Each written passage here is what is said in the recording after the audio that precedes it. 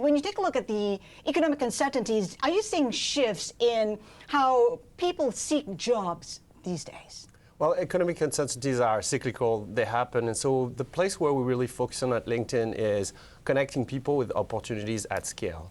So, different kinds of opportunities. If you're an entrepreneur, you're looking for financing, you're looking for distribution. And of course, jobs are really important. So we spend a lot of time trying to understand how we can connect people with jobs and connect them with their dream jobs. So it's about connecting people with their dream jobs and companies with their dream candidate, which will participate to improving the economy. Where are you seeing the most growth? We're seeing growth across the world and across the region. LinkedIn is growing now at a rate of 2 new members per second. So about 3 years ago, I was here actually celebrating with you Asia crossing 100 million. We now have crossed 175 million. We have 660 million members across the world.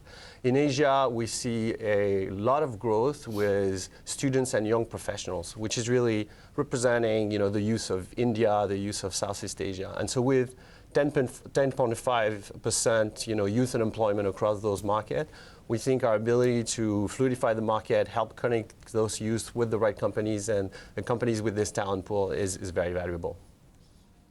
Olivier, I've always wondered how you can measure how useful LinkedIn is for the user. Of course, users have different priorities and a different wish list from the site and from the application.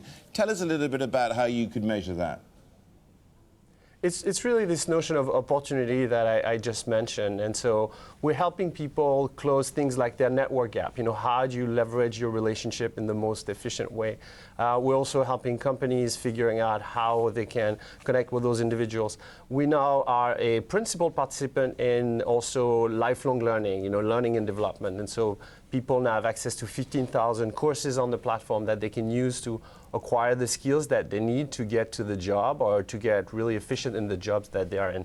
So these are the areas, really like, self-investment, lifelong learning, and really job matching and skills matching is our sweet spot. We had Ray Dalio the other day just to make comments on and posted something on LinkedIn itself. Like you also have, of course, a presence in China, unlike many other social media, though you can say it's not social media. But if you got more and more of that, of people getting political or saying things controversial on LinkedIn, how much pushback are you likely to get from Beijing? We are in China doing exactly the same thing. We're connecting people with opportunities. We're connecting them with jobs. And so what we're seeing is professionals on the platform are really engaging with people they do work every day with, their employees, their customers, their partners. And so the political space is not really what's coming into play here. It's really the space of opportunity and the space of connecting people with those opportunities at scale. Olivier, the other thing we talk a lot about on this program is ESG and also, of course, diversity, inclusion.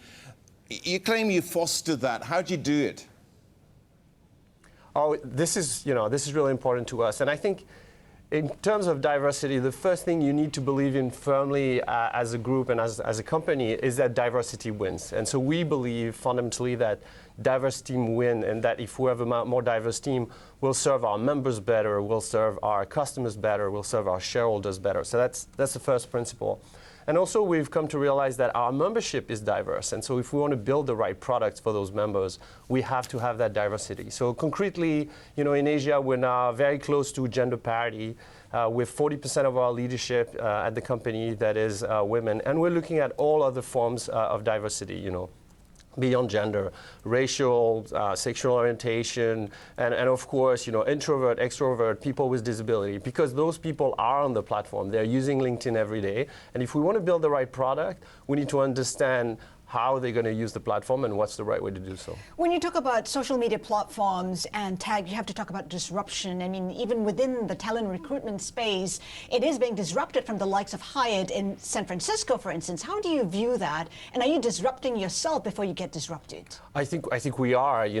When we decided to acquire Linda and become a principal player in the learning and development world, that's because we understood that helping companies acquire the best talent was really important, but also helping them retain and develop this talent as part of our mission to helping close the skills gap was equally important. So we're always looking at different ways we can participate to the market. Employee engagement is another one. We acquired a company called Glint that is doing this, in a brilliant way, because we think that signal from your employees is also something that our customers and our members are going to want to have.